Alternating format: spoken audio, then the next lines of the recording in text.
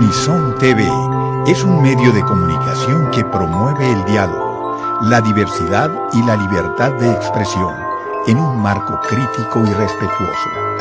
Los comentarios expresados en su programación reflejan la opinión de quienes la emiten y no de quien las difunde.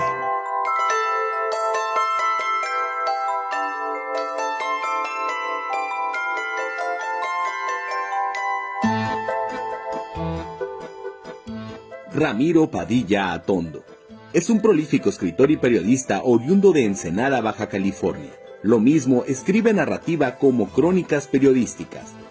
Entre sus principales títulos se encuentran A tres pasos de la línea, Días de agosto, Poder, sociedad e imagen, Lectura y contralectura, Historia de una ficción, La guerra de los trolls, entre varios volúmenes más. Ha colaborado en cientos de periódicos, revistas, impresos y medios digitales, entre las que destacan sinembargo.mx, Regeneración y sdpnoticias.com. Es un buen polemista con una visión muy clara entre la realidad de nuestro país. Incursiona de comentarista en noticieros alternativos en la red como Sin Censura. Su más reciente libro de ensayos, Pequeño Chairo Ilustrado, está dedicado a los mexicanos de a pie, a los que se la rifaron el 1 de julio, a los que creyeron que un México diferente era posible. Me he puesto de rodillas mientras hago una reverencia.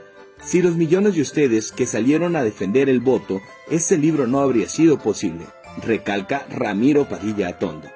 El país, a partir del 2018, cambió. Ahora sí, vamos a decir que hay un país después del 2018, muy diferente, ¿no?, al que conocíamos antes. Quizás creíamos que no íbamos a poder vivir un gobierno de izquierda. Sin embargo, la élite esa que mantenía secuestrado el poder en México fue desplazada y ha resentido este cambio porque se le han terminado sus privilegios y sus ideólogos, los periodistas y comunicadores, diariamente buscan desacreditar cada uno de los proyectos que emprende el nuevo régimen. Sabemos que son expertos manipuladores. Dentro de este contexto, donde la lucha se sigue dando precisamente en las redes sociales, sale el Pequeño Chairo Ilustrado. ¿Por qué decidiste publicar el Pequeño Chairo Ilustrado? Hace algunos meses regresaba de Argentina, pero con el asunto de la pandemia me tuve que regresar a Ensenada. Entonces pues empecé a escribir en el Facebook algunos temas relacionados a la infodemia, la epidemia de la falsa información y todo ese tipo de cosas. Y pues a alguien se le ocurrió la idea, me dijo, ¿por qué todo esto que escribes en el Facebook no lo haces un libro? Porque son publicaciones bastante largas que tienen la calidad de un artículo periodístico, un ensayo. Y dije, pues tiene razón. Entonces yo le dije a mis amigos, a ver, para que me coste la impresión del libro, necesito que al menos 50 se comprometan a comprar el libro para sacar los gastos de diseño, de edición. Desde la elección del 2006 empecé a revisar mis archivos, desde el 2012 que empecé a escribir para medios, y dije, no, pues que si hay material como para armar un libro que tenga cierto sentido y que tenga cierto hilo conductivo. Y pues pum, armé el libro en 2 o 3 horas con todo el material que tenía. Le hablé a la escritora del prólogo, una doctora en sociología de Puebla, mi amiga Blanca Laura Cordero, y le dije, oye, pues, aquí está, mira este libro, ¿te gustaría escribir el prólogo? Ella lo leyó, le encantó el libro y me dijo, ¿sabes qué? ¿Por qué no lo divides en secciones? Entonces dije, pues tienes razón, puede haber una manera de que el libro sea más fácil de leer si lo divido en secciones. Entonces lo dividí en las instrucciones, como dije, en la primera parte, segunda parte, características de la personalidad de nuestro señor presidente López Obrador. Entonces te digo, después de esta elección, voy regresando a casa y te juro, se me salieron las lágrimas. López Obrador con el brazo en alto, ¿no? Estrella de rock and roll, presidente de la nación, haciendo alusión a la canción de Miguel Mateo. Y pues para mí fue un momento esperanzador y brillante, diciendo, bueno, somos por primera vez nuestro voto vale como debe de valer. No tuvo que haber trampa, no tuvo que haber conteos. La victoria fue tan clara y contundente que no le quedó otra al sistema más que conceder que nosotros, los de abajo, los chairos, los 60 millones de olvidados, habríamos ganado. Los síntomas de agotamiento del sistema priista estaban vistos ya desde los 80. no es una cosa, o sea, el sistema cayó en franca decadencia porque dejó de representar los intereses. Lo que te digo, vuelvo a hablar del asunto de Octavio Paz, lo menciona en El laberinto de la soledad, en El logro filantrópico, lo menciona en su último libro, Ensayos Itinerarios, ¿no? Con los signos de agotamiento del sistema estaban ahí. Lo que pasa es que la agonía del dinosaurio tuvo como una revivida con Peña Nieto y ya después ahora sí murió de manera definitiva. Pero el sistema lógicamente no daba para más. Y no daba para más porque tenían todos los medios más sofisticados para estar saqueando el sistema. Incluso hasta los empresarios más exitosos del país tenían algo que ver con el presupuesto. No, o sea, nos vendieron esta idea relativa neoliberal de que el discurso neoliberal de que el cambio está en uno, que el esfuerzo, tú eres perdedor porque quieres, si te esfuerzas, pero es falso. Lo mismo el mismo Joseph Stiglitz lo dice, el premio Nobel de Economía: 90% de los que nacen pobres mueren pobres, porque no es cuestión de conceptos de coaching y de superación personal, es un asunto sistémico. El sistema estaba quebrado. Y lo que estamos haciendo es tratar de corregir las fallas en el sistema. O sea, nadie es, como yo he dicho, nadie es enemigo del libre mercado. Nadie. O sea, cada quien, o sea, ¿por qué una persona que es brillante, que es inteligente, puede capitalizar sus ideas, no merece ser compensada? Merece ser compensada. Pues. A partir al final de los 70, hay una ley muy importante que cambia, que es que se eliminan los límites a las contribuciones de campaña. Y luego llega Ronald Reagan y refuerza esta estructura de desmantelamiento de sindicatos, de desmantelamiento del estado de bienestar, que sucedió en Estados Unidos y en Inglaterra. El que vino después de él, que vino después del George Bush, el que vino después, o sea, en Estados Unidos es como un lente distorsionado. Tú piensas, estás así en el centro, tú piensas que hay una derecha, hay una izquierda y hay un centro. Lo que pasa es que en Estados Unidos es al revés, estás así. Hay una extrema derecha, hay una derecha y hay un centro. Y las personas que creen que son la extrema izquierda en realidad son centristas. Los que creen que son de centro son de derecha y los que son de derecha son de extrema derecha. Los norteamericanos no han entendido todavía cómo se ha ido distorsionando y erosionando su estilo de vida. Y este es un ejemplo claro de las elecciones que están sucediendo. Pero con el caso de México, pues teníamos esa idea de que el capitalismo de cuates, de que todo el mundo podía acceder al presupuesto. Al final de cuentas, el gran enojo de todos, de políticos, de empresarios, de burócratas, de todos, es que ya no pueden controlar el presupuesto. El presupuesto era demasiado importante. El ejemplo está claro con los fideicomisos. O sea, había 835 mil millones de pesos perdidos en fideicomisos. Había un fideicomiso para reparar las casas de los magistrados.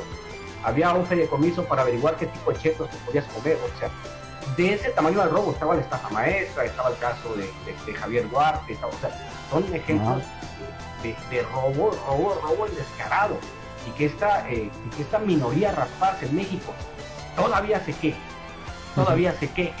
Si ya tienen riqueza para 10 generaciones, es una mega.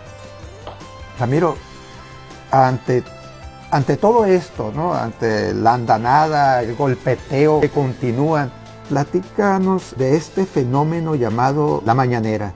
El tema de las mañaneras es maravilloso y es muy interesante, porque es un asunto de control de narrativa. Si tú le permitieras a los medios desinformativos de México controlar la agenda, probablemente ya tuviéramos hasta un golpe de Estado. La realidad es que López Obrador es brillante lo que le sigue. Dicen que juega, básicamente, este término lo inventaron los gringos, dicen que juega ajedrez tridimensional, porque siempre va como 3-4 pasos adelante. Él lo sabía desde que fue jefe de gobierno, que las mañaneras eran un instrumento muy poderoso para establecer la narrativa. ¿Qué pasó cuando empieza la narrativa? ¿Cuántos chayoteros perdieron su trabajo? Que se tuvieron que ir a Estados Unidos, que están sus padres en televisión, allá andan como afectados por todos lados, precisamente porque si López Obrador establece la agenda en la mañana, no hay manera de que mentiras. Entonces, antes los ciclos mediáticos, lo dijo el señorito Aurelio Nuño, el secretario de Educación, que hay que leer, decía él que los ciclos mediáticos duraban 72 horas. Por las mañaneras se han reducido a menos de 24 horas. Sacas una información falsa y al otro día de la mañana López Obrador la desmiente. El cuate que era el director de Artículo 19 y de Mexicanos contra la Corrupción, siendo millonario, su asociación civil se pagaba varios millones de pesos de salario, aparte de ser millonario. Esas eran más o menos las incongruencias. Y ese son el tipo de enemigos con los que se enfrenta López Obrador, que dice que es dictador, y que ya está el ejemplo de Loreto ahorita, que tal cual está metido en un broncón, y lo siguen defendiendo, y le dicen paladín de la libertad de expresión, y mamadas de esas, idiota de Jorge Ramos también. Entonces, las mañaneras han servido como instrumento para contraatacar la desinformación. Claro está que ellos no entendieron el papel de las redes sociales desde antes, porque ellos siguieron viendo una televisión en blanco y negro cuando ya tenemos televisión en la televisión. Pensaron, los PRI y el PAN pensaron que las campañas tendrían que hacerse de la manera tradicional. López Obrador les ganó el pulso de las redes sociales hace un chingo de años.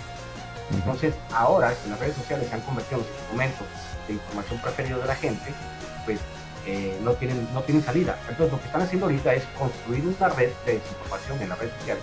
Tú lo ves, yo ve cualquier artículo de cualquier medio y vas a encontrar a la cabeza como que hay cazadores de noticias. Vas a encontrar güeyes que están criticando cualquier cosa para iniciar una discusión, para engancharse con los chairos, para pelear, aunque salgan 200 contestaciones sobre el tráfico de páginas. Entonces, la mañanera, en ese sentido, pues, les ha pegado una mega madriza. No hay manera en la que la derecha pueda recuperar esa narrativa. Y yo digo que si no es en 6 años, en 12 años o en 18. Fíjate, Ramiro, también nos damos cuenta que los llamados medios tradicionales y sus comunicadores del viejo régimen pues han perdido mucha credibilidad, ¿no?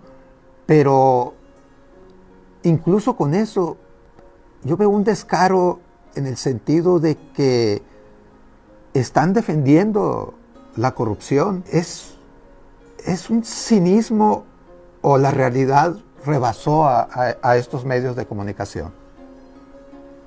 Es que el asunto era muy complejo. En un país donde no ha habido nunca libertad de expresión, o la libertad de expresión ha estado muy coartada. Yo citaba el ejemplo de Julio Scherer y el gol de Tirón,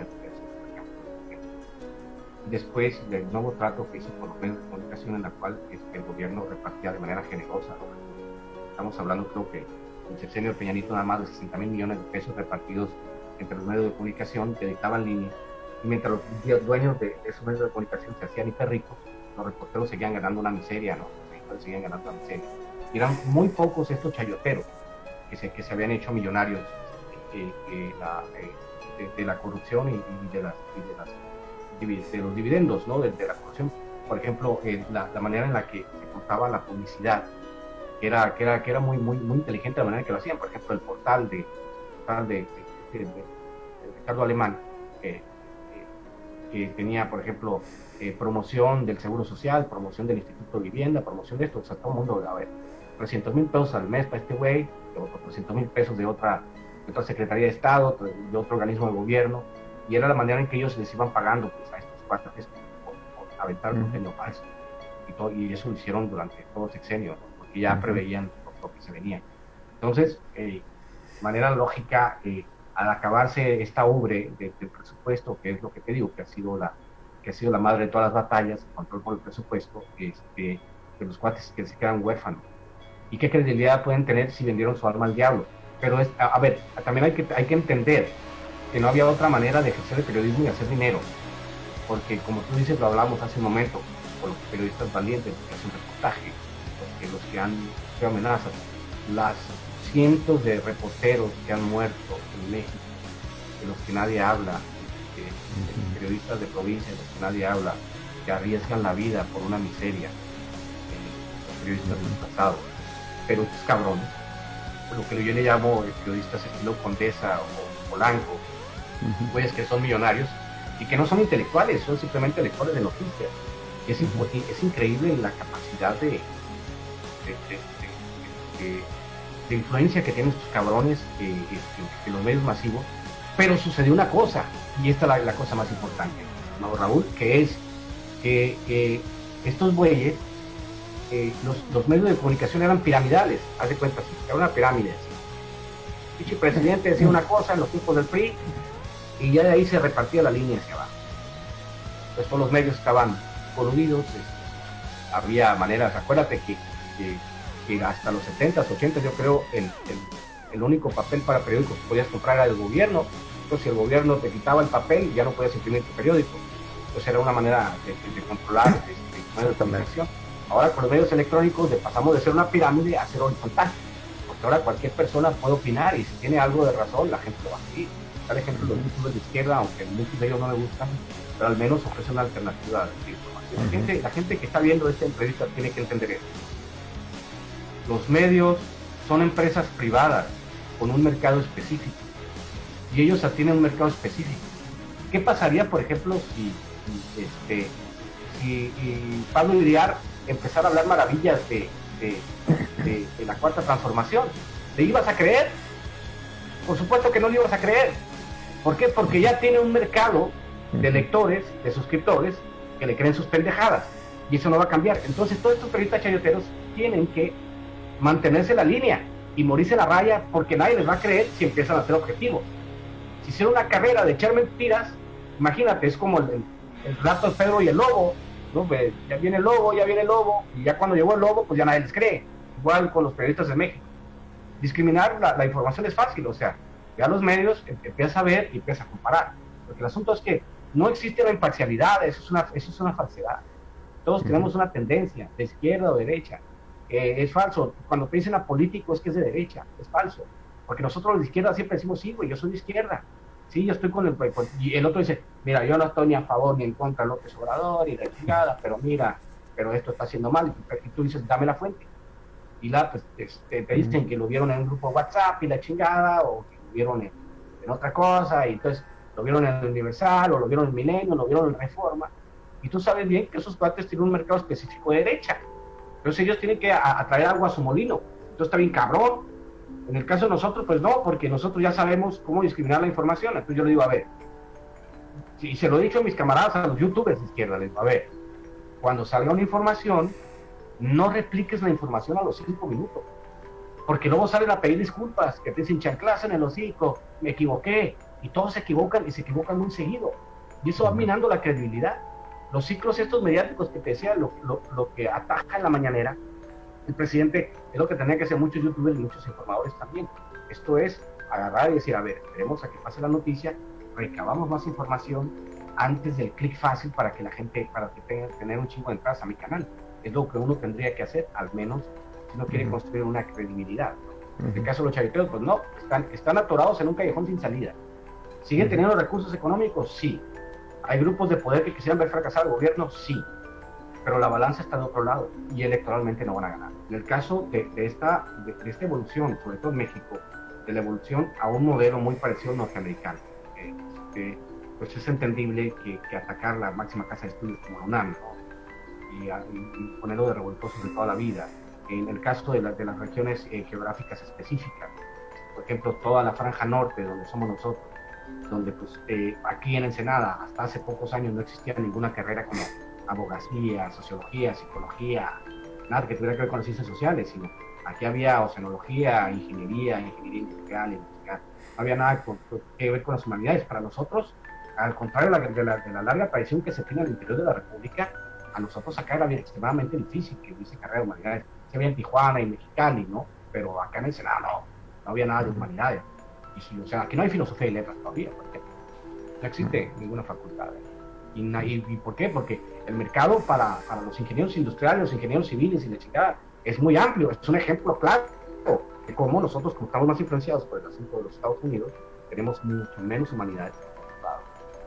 Y sí, era un asunto del proyecto del neoliberalismo, el convertir en técnicos que no piensen mucho, que se la pasen correteando la chuleta y que no piensen en que si el sistema es justo o es injusto. En el caso de nosotros, los que estudiamos otro tipo de cosas, decimos, a ver, güey, el sistema no está funcionando. Te voy a dar un ejemplo, aunque quizás sea más profundo. Yo creo que si entrevistaras a Felipe Lomelí, que está trabajando en el tema, que te daría más datos. Yo te voy a dar un dato así general. En 1982, con un salario mínimo compraba 55 kilos de tortilla. Ahora con el salario mínimo compras 5. O sea, has dejado de comprar 50 kilos de tortilla con un salario mínimo, para que te sea del tamaño de la tragedia que ha registrado el neoliberalismo. O sea, en la destrucción del tejido social, y que luego remata el imbécil genocida de Calderón con la guerra contra el narco. Si ya las condiciones sociales eran muy difíciles, patear las avispas, ¿no? Y se convierte en México en una inmensa fosa clandestina. Y luego todavía quiere cerrar, lo decían hace poco, hace unos años hablaban del tema de sacar de la currícula la materia de filosofía en las prepas, por ejemplo, que si lo quieren volver a instalar. Pero la realidad es que en las prepas te enseñaban historia de la filosofía, no te enseñaban a filosofar, por ejemplo. Entonces, pues sí, se requiere una vuelta hacia las humanidades, y por las nuevas universidades de López Obrador y por el nuevo enfoque social que se está dando en el país, pues vamos a recuperar eso, aunque creo yo que nos va a tardar, vamos a tardar al menos una generación. ¿No te sorprende que haya gente que cree en esa perogrullada del comunismo todavía? Ajá.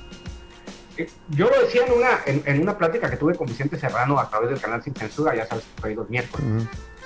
Yo le decía que tenemos un intercambio comercial de $600 mil millones al año con Estados Unidos. Somos el único país en el planeta que no puede ser comunista, nada más por el pinche intercambio comercial. Ni siquiera podemos ser socialistas. Entonces, nuestro presidente está siendo realista, dice, a ver, este es el modelo que tengo, ¿cómo puedo hacer para que este modelo sea más humano? ¿Y cómo puedo hacer para que no una pinche ínfima mayoría se robe todo el presupuesto y al menos tengamos niveles de vida decentes para los demás? Entonces, el comunismo es la bandera de los pendejos. Tienes que ser muy pendejo para decir que México va a ser comunista. O sea, y si hablamos de socialismo, la gente siempre deja de lado el asunto de que los países del norte de Europa son socialistas, por ejemplo, y tienen los niveles de desarrollo humano más altos del mundo. Pero eso no te lo dicen, simplemente te agarran sus caballitos de batalla que dicen Cuba y Venezuela. Que Cuba y Venezuela no estuvieran los niveles de pobreza que están si no fuese por los embargos económicos de Estados Unidos, que quieren destruir. Al final de cuentas, Estados Unidos es enemigo nada más de los países que están nadando en petróleo. Porque tú calcúlale todas las guerras en el Medio Oriente, ¿contra quién están peleando? ¿A qué país destruyeron? A Libia. ¿A qué país quieren madrear? A Siria. ¿Por qué? Porque pues, es un punto geoestratégico por donde circula el gas. ¿Por qué ejército? ¿A qué otro país destruyeron? A Irak. ¿Con quién en bronca ahorita? Con Irán. Qué casualidad que todos están nadando en petróleo. Qué casualidad. Creo que digo, es el ejemplo claro pues de cómo la gente percibe o conceptualiza pendejadas que no tienen significado. Por el caso del comunismo.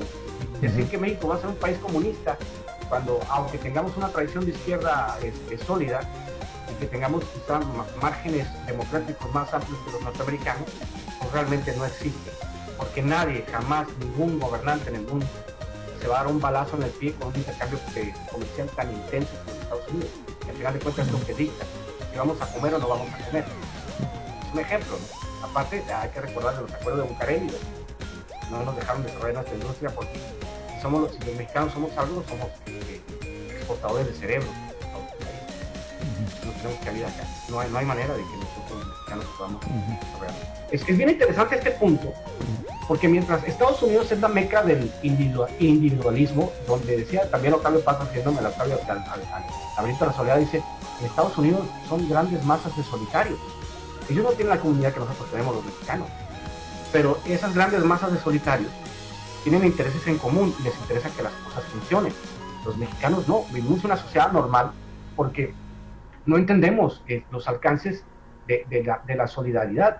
Lo hacemos solamente en situaciones de emergencia, como en los terremotos, por ejemplo, ¿no? La gente se vuelve bien solidaria y todos nos hacemos uno. Pero en cosas que son de interés común, como tener un mejor sistema, erradicar la corrupción y la chingada, ahí sí, pues no damos el ancho. O sea, estamos muy por debajo de otra sociedad democrática. Está muy cabrón, es una sociedad totalmente anormal. O sea, la normalidad es la violencia, la falta de solidaridad, el haber normalizado, por ejemplo, que en Acapulco tienen un cadáver y los carros ya le pasan por encima. La costera Miguel Alemán. Porque pues ya tienen tan interiorizado el concepto de la violencia que ya no existe. Por eso somos una pinche sociedad bien anormal.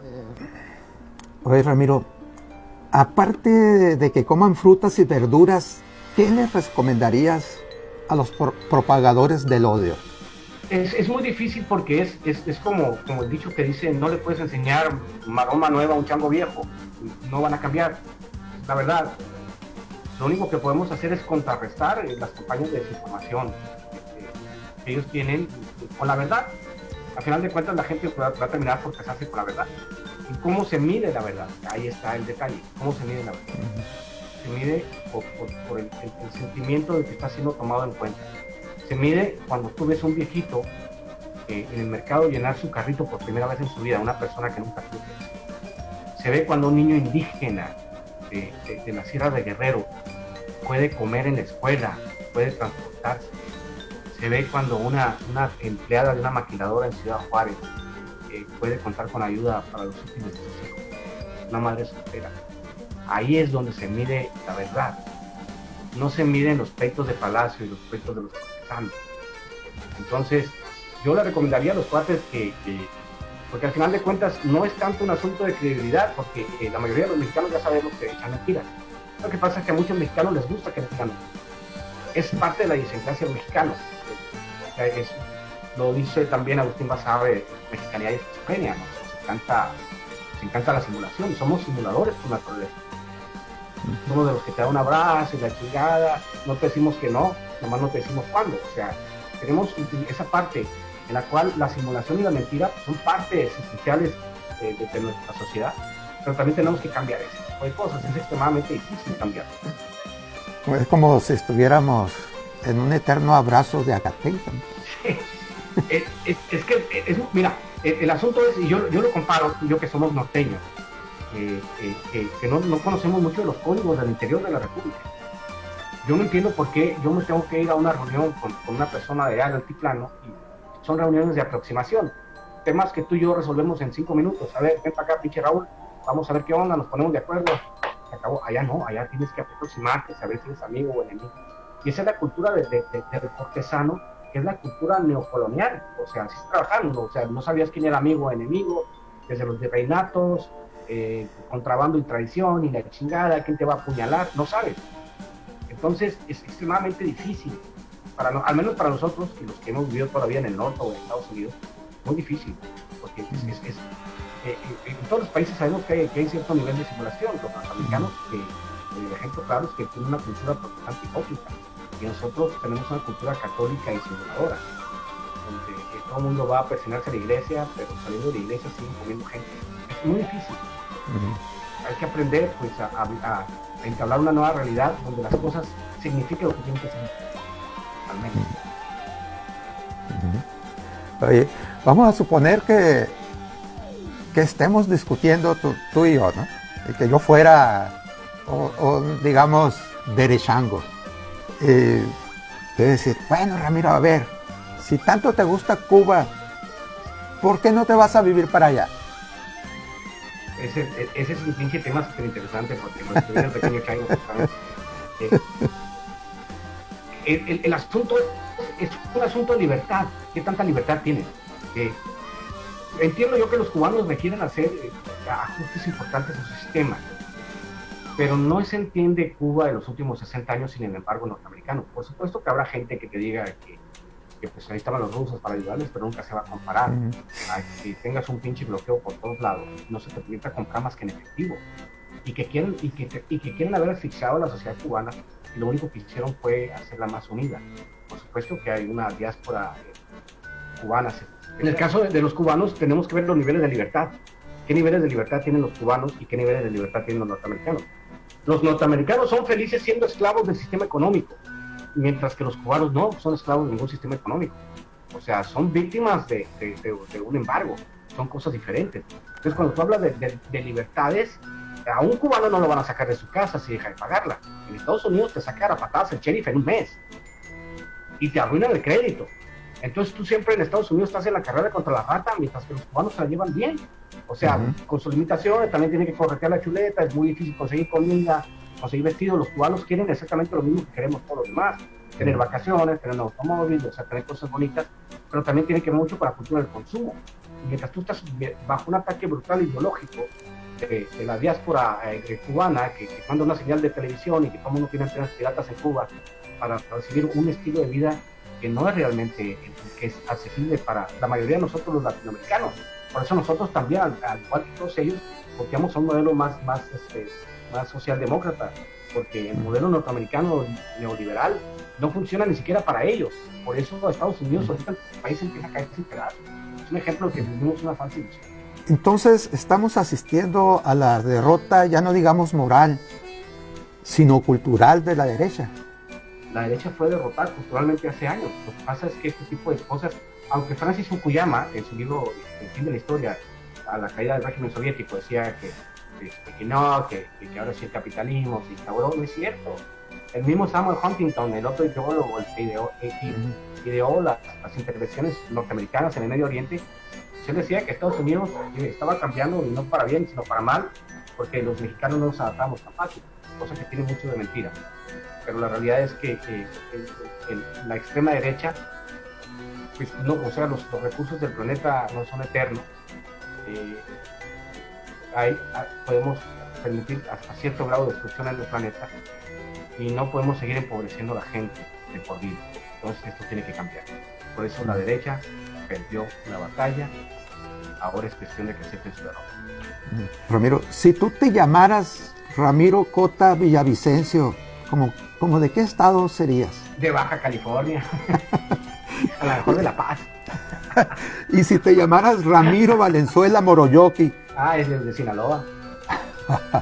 Sí, Ramiro, ya para terminar, y como si fueras Clint Eastwood, ¿no? Si te preguntaran si valió la pena el haber votado por López Obrador, ¿qué dirías? Valió cada maldito segundo.